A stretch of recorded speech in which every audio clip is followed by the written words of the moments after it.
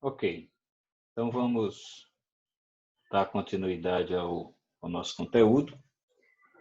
E nesse processo de interface, né, biosfera-atmosfera, é interessante a gente entender os processos que fazem com que a transferência de calor e de massa, né, quando eu falo massa, eu me refiro aos gases de efeito estufa, como a gente viu, né, ainda há pouco, teve um vislumbre desses principais gases, mas não só isso, tem a questão também das trocas de aerossóis, que é massa, né, que é trocada tanto aerossol da atmosfera depositando a superfície, como aerossóis da superfície indo para a atmosfera, e água, né, o transporte de água, no caso, vapor de água, da superfície para a atmosfera, e chuva, né, precipitação, ou quer seja água líquida ou água sólida, da atmosfera para a superfície. Essas trocas, elas acontecem e é importante destacar que a importância para se estudar esses processos que acontecem próximo à superfície terrestre está em que, principalmente, o que é trocado da superfície para a atmosfera está sempre em condições turbulentas, ou quase sempre em condições turbulentas para que esse movimento vertical aconteça. Então, essa é uma das dos detalhes que precisa ser destacado. Que é muito importante estudar essas trocas. E uma das condições para que essas trocas aconteçam é que seja turbulenta, para que haja essa troca, né, tanto da superfície para a atmosfera, como da atmosfera para a superfície, porque você tem os turbilhões, né, os vórtices, como eu falei na aula passada, acontecendo tridimensionalmente. Então, você não tem uma previsão para onde esses vórtices vão deslocar aquela massa que está sendo transportada, tanto a massa como a energia. Então, é importante estudar esse comportamento turbulento. E esse comportamento turbulento, ele se destaca porque são transportes muito eficientes. Ou seja, ele consegue pegar algo aqui à superfície terrestre e facilmente levar para camadas mais elevadas da atmosfera mediante essa turbulência da própria característica da atmosfera. E uma outra coisa é que a atmosfera, por estar em condições turbulentas e ter esse transporte facilitado, né, ela responde rapidamente ao que acontece próximo à superfície. Então, ela responde rapidamente às mudanças nos fluxos de calor e massa à superfície terrestre. E aqui tem um exemplo, né? Nós temos aqui transporte, né, temperatura, então transporte de calor. São gráficos de Rondônia, por exemplo, em duas áreas, uma área de pastagem, uma área de floresta, em diferentes épocas do ano, né, no período seco, no período úmido e no período de transição. E nós podemos ver aqui que, a depender da época do ano, você tem diferentes intensidades da energia trocada. Você vê aqui a linha vermelha para a área de pastagem e vê a linha pontilhada, a linha vermelha sólida e a linha azul sólida, ambas mostram as temperaturas nas áreas de pastagem e floresta durante o período seco. Você vê que é o período de maior intensidade de temperatura trocada. E também, lógico, é o período de menores temperaturas atingidas. Isso aqui tem a ver com menos vapor de água na atmosfera, você tem mais perda de calor na madrugada e faz com que as noites fiquem mais frias. E isso faz com que você veja que ao longo do dia, o fato, né, aqui é durante o período diurno, o fato de você ter as turbulências na atmosfera durante o dia, principalmente devido à quantidade de radiação que chega e ao aquecer essa superfície, essa atmosfera, ele gera uma turbulência térmica, né? Você tem a turbulência mecânica, que é causada pelo vento, mas você tem uma turbulência térmica, essa é muito eficiente, que é causada durante o dia pela presença de radiação solar.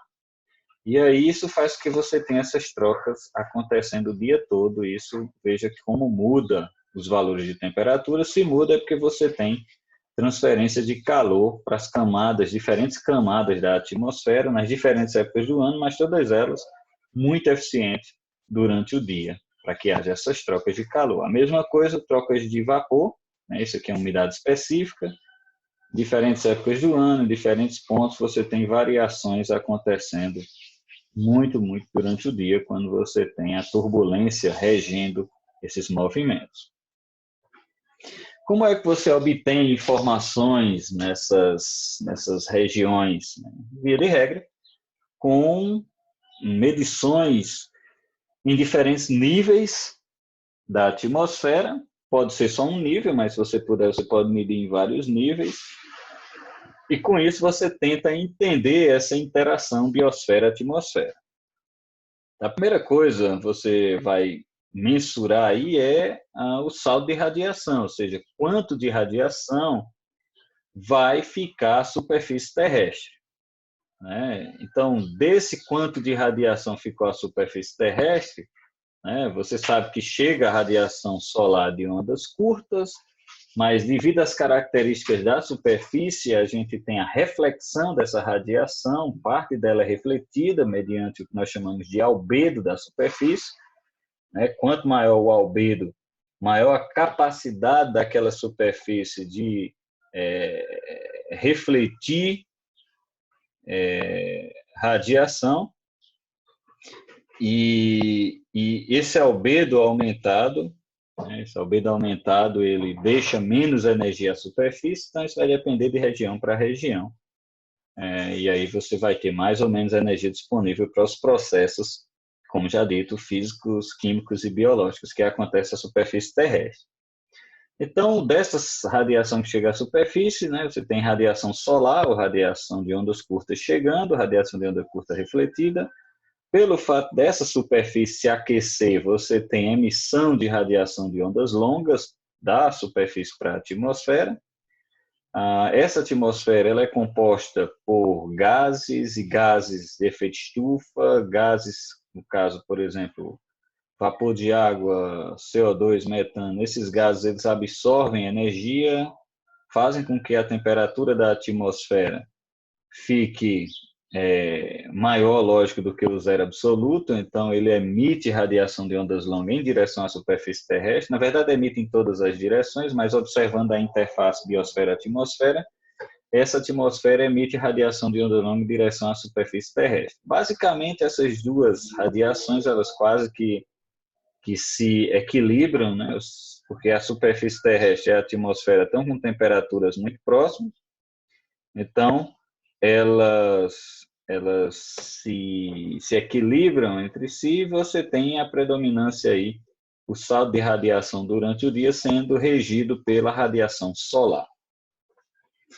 E aí, dessa quantidade de energia que fica, parte dela é utilizada para aquecer a atmosfera. O calor é transmitido da superfície para a atmosfera na forma de calor sensível, e essa atmosfera ela vai sendo aquecida ao longo do dia por esse transporte turbulento de calor por convecção, né? Inicialmente por condução, mas depois por convecção na atmosfera. E também evaporação. A evaporação acontece por um processo também de convecção, né? Ela fica, a evaporação, o vapor de água fica menos denso, ficando menos denso ele fica mais leve, né? A força de empuxo empurra ele para cima, vence a gravidade e esse vapor de água ele ascende verticalmente. Então você tem transporte de calor, através do calor sensível, e tem transporte de massa. Está transportando massa de água que estava aqui na superfície, tantos litros de água é convertido em vapor e isso é transferido verticalmente.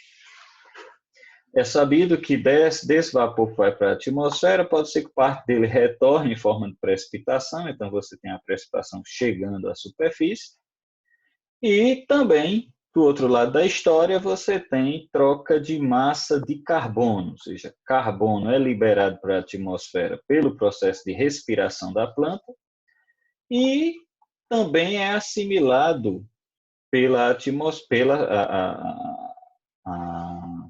pela vegetação no processo de fotossíntese. Né? Você retira carbono da atmosfera, ou seja, a floresta assimila esse carbono para poder realizar a sua fotossíntese. Então, você tem trocas turbulentas de calor e de massa a todo momento acontecendo na atmosfera. E aí, você pode ter a medição de alguns desses fatores, né, numa área experimental, como é essa desse exemplo aqui, uma torre micrometeorológica que mede vários parâmetros desses. Mas, independente de ter a medição ou não, isso está acontecendo agora, fora aí da sua casa, você está tendo todos esses processos acontecendo.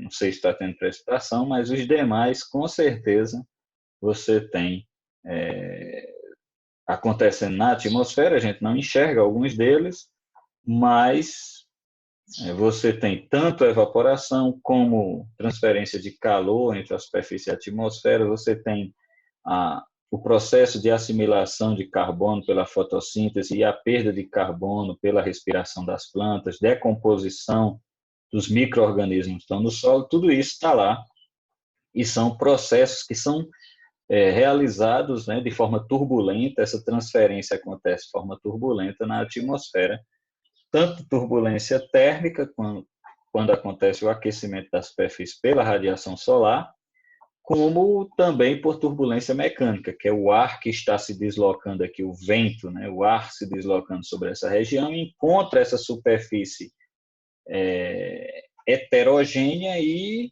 faz com que ele tenha um movimento rotacional, gerando a turbulência na atmosfera.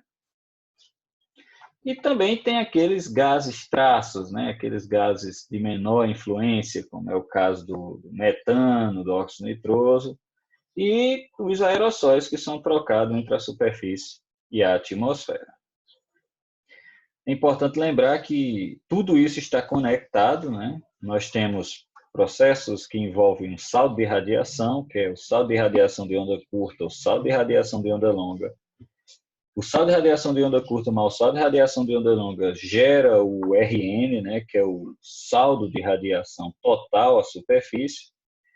Isso tem a ver com radiação. Esse saldo de radiação, ele transfere calor para a atmosfera, calor para o solo e vapor de água para a atmosfera. Então, você tem trocas de calores, né? Calor sensível, calor no solo e calor latente. E você tem, logicamente, associado a isso o balanço hídrico, que essa evaporação que é destacada aqui, o processo de evapotranspiração, que envolve o calor latente, né, o transporte de calor mediante a evaporação da água, você tem que essa evapotranspiração ela vai ser parte do balanço hídrico, que tem a ver com o escoamento superficial, com a precipitação e com o armazenamento no solo. Então, veja que o balanço de radiação, o balanço de calor e o balanço de água, eles estão conectados entre si. Mas não só isso, né? Dessa radiação solar que chega à superfície, parte dessa radiação, que é aquela dentro da faixa do visível, que nós chamamos de radiação fotossinteticamente ativa, ou radiação PA, ela é essencial para o processo de fotossíntese e, logicamente, o balanço, né, os fluxos de carbono na atmosfera. Né? O GPP, que é a absorção de carbono pela planta, né, no processo de fotossíntese, a respiração que perde esse carbono, né, o GPP tem a ver com essa radiação solar que chegou e a disponibilidade de água, aí, né, o processo de transpiração. Então, todos esses balanços, né, de radiação, de calor, de água e de carbono, eles estão conectados no sistema solo-planta-atmosfera. Eles acontecem dentro de uma camada da atmosfera chamada de camada limite planetária, ou muitas vezes a gente chama só de camada limite, que é a parte inferior da troposfera, né? A troposfera é a primeira camada da atmosfera. E essa primeira camada da atmosfera, ela tem uma camada próxima à superfície terrestre, que é o que nós chamamos de camada limite. Camada limite porque ela é influenciada pela superfície. Ela pode ser influenciada pela superfície em diferentes escalas de tempo. E, lógico, as condições da própria superfície, elas definem esse parâmetro, esse comportamento da camada limite. Veja, por exemplo, essa figura. Eu tenho aqui a região de Queensland, na Austrália, né? Em Taronga. Eu tenho aqui uma chaminé, né? Chaminé aqui, uma característica bem... Tem várias chaminés aqui, mas vamos pegar essa chaminé aqui mais alta. Essa chaminé está liberando material particulado para a atmosfera, né? Então ela está liberando aerossóis, por isso que a gente consegue visualizar. E veja o que acontece. O vento está aqui nessa direção, a ordem de 4,5 metros por segundo, a velocidade do vento. E aqui nós temos a liberação do aerossol. Veja o comportamento dele, veja como é turbulento. Ele sai, aí tem hora que ele é jogado para baixo, depois é jogado para cima, depois estabiliza, depois joga para baixo, depois joga para cima. Então, isso é um movimento turbulento. Veja que tem turbilhões menores, turbilhões maiores, e isso vai sendo deslocado nessa direção por causa da velocidade, do efeito horizontal do vento.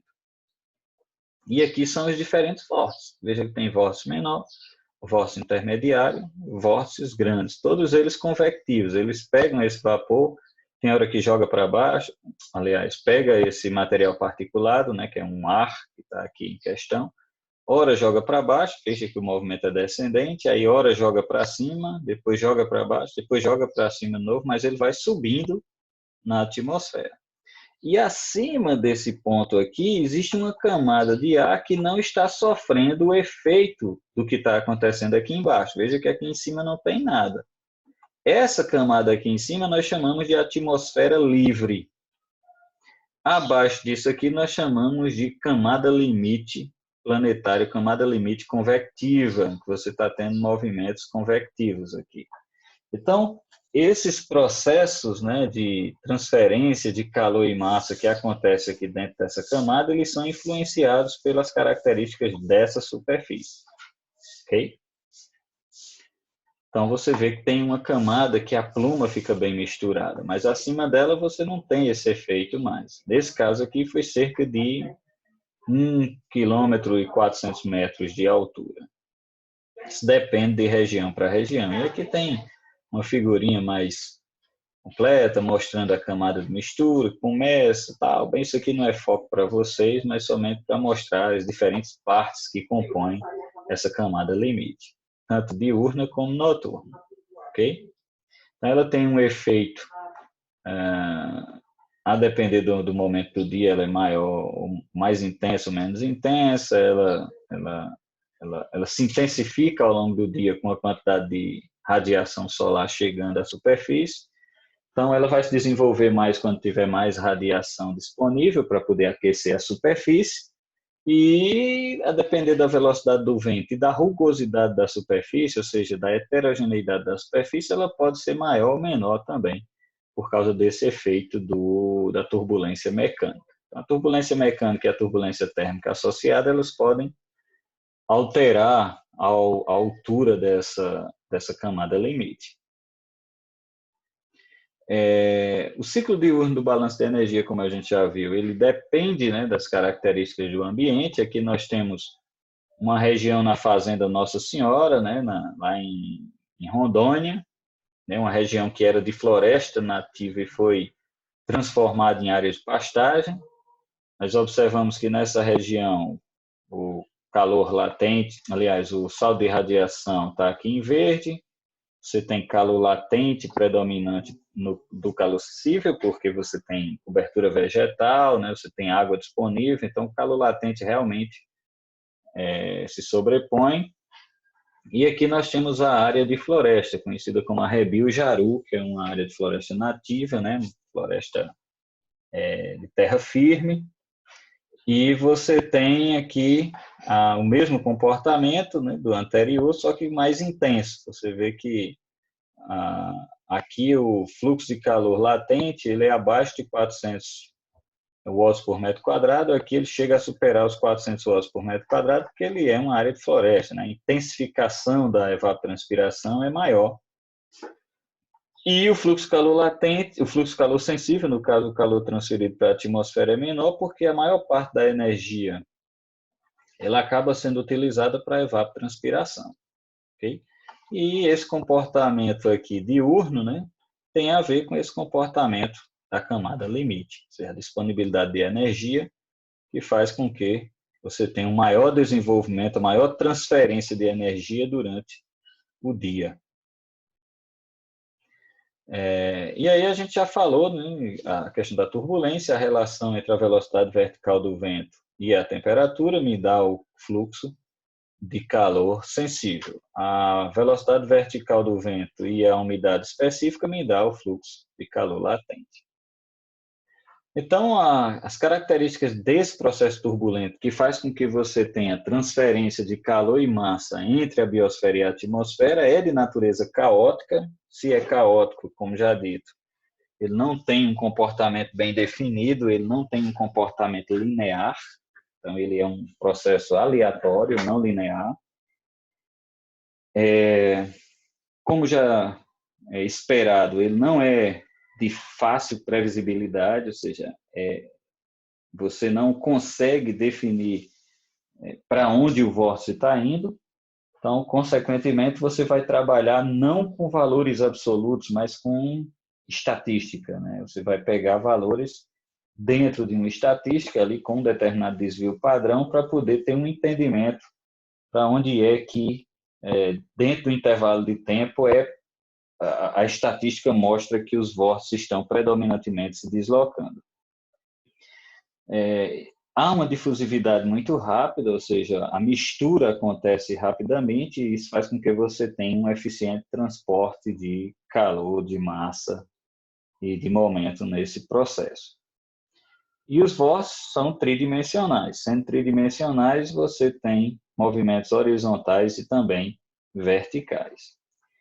A energia turbulenta gerada, né, ela é basicamente por fricção ou por questão térmica, ou seja, por efeito do vento, que gera essa turbulência, ou por aquecimento da superfície, que faz com que o ar fique mais leve e ascenda verticalmente. Então, em questão de produção mecânica, o que você tem é o vento, né, horizontal chegando, você tem a superfície, você tem vento na camada aqui de cima, você tem vento próximo à superfície, a superfície ela gera um atrito, né? Ela tem uma rugosidade que dificulta esse deslocamento da massa de ar, e isso rotaciona essa massa de ar, gerando a turbulência mecânica. A produção térmica tem a ver com aquecimento da superfície, você deixa o ar mais quente, ele fica mais leve ele se desloca verticalmente e gera também turbulência. Ele se aquece aqui embaixo, sobe, chega aqui em cima, ele resfria, desce, e isso gera esse movimento turbulento, transferindo calor e transferindo massa. Então, no fundo, o que nós temos é uma mistura, né, da superfície e da atmosfera. Ou seja, você não consegue separar a biosfera da atmosfera adjacente. Elas estão conectadas em termos de balanço de energia, estão conectadas em termos de balanço de massa, né, de água, de carbono. Então, quando se olha esse ciclo, né, de água, ou de outras constituintes, mas olhando somente o foco da nossa disciplina, o ciclo de água no sistema solo, planta, atmosfera, não tem como você desconectar esses compartimentos. Você pode isolar por algum instante para tentar entender o comportamento de cada um deles, mas tratar de forma isolada não dá, porque são realmente interconectados. Então, o que a gente faz é medir fluxo, né? E a gente já falou na aula passada que medir fluxo é medir uma determinada quantidade que passa por uma área num intervalo de tempo, né? Então, você tem esse comportamento que faz com que você tenha a medição do fluxo que está sendo trocado, tanto de calor como de massa. E esses processos eles acontecem tanto da superfície para a atmosfera como da atmosfera para a superfície. E que você tem, por exemplo, a, a atmosfera, por exemplo, vamos dizer que ela começa os processos durante o dia, iniciando o dia, com uma concentração já de 380 partes por milhão, vamos usar esse valor aí basicamente do século passado, hoje em torno de 400 partes por milhão. Então, ela começa com 380, já é o que tem na atmosfera, e durante o dia, com a planta realizando fotossíntese, essa concentração cai para 350, porque a planta está retirando, pelo processo de fotossíntese, está retirando carbono da atmosfera, e durante a noite a planta libera, e aí ela passa de 400 partes por milhão, porque você tem decomposição, você tem respiração das plantas, e decomposição dos micro-organismos, e essa liberação de carbono. Então, você vê que oscila. Isso tem a ver com essa turbulência. Durante o dia, o processo turbulento atua e as trocas acontecem da atmosfera para a superfície, durante a noite, no caso de carbono, da superfície para a atmosfera. Então, essas trocas entre a vegetação e a atmosfera, elas acontecem a todo instante. E isso você pode ver no gráfico do carbono, o famoso NE. Então, você tem que é o Net Ecosystem Exchange, que é a troca líquida, né, de carbono entre a atmosfera e a biosfera.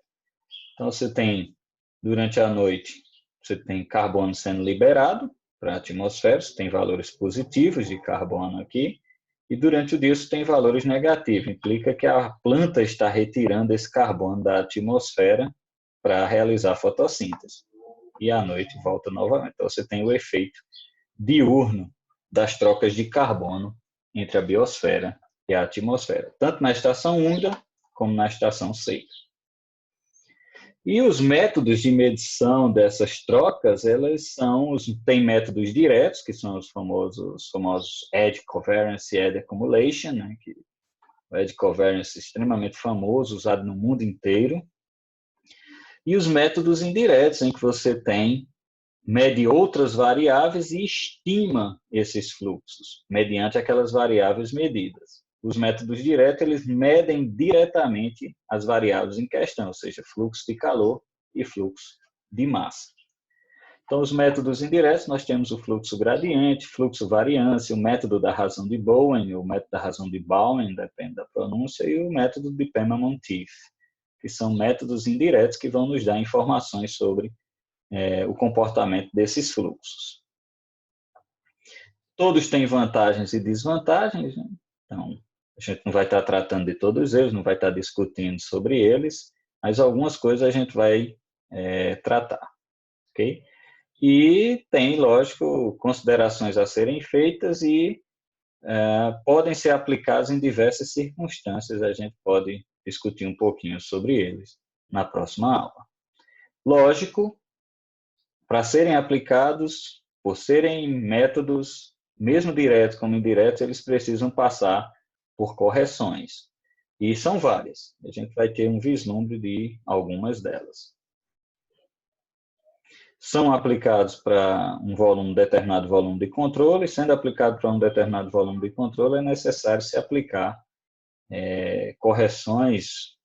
E essas correções nós vamos ter uma série delas sendo discutida na nossa próxima aula, de forma breve, somente para ver que existe, que não é o foco do nosso curso aqui, aplicar essas técnicas, mas para saber que elas existem e suas vantagens e limitações, ok?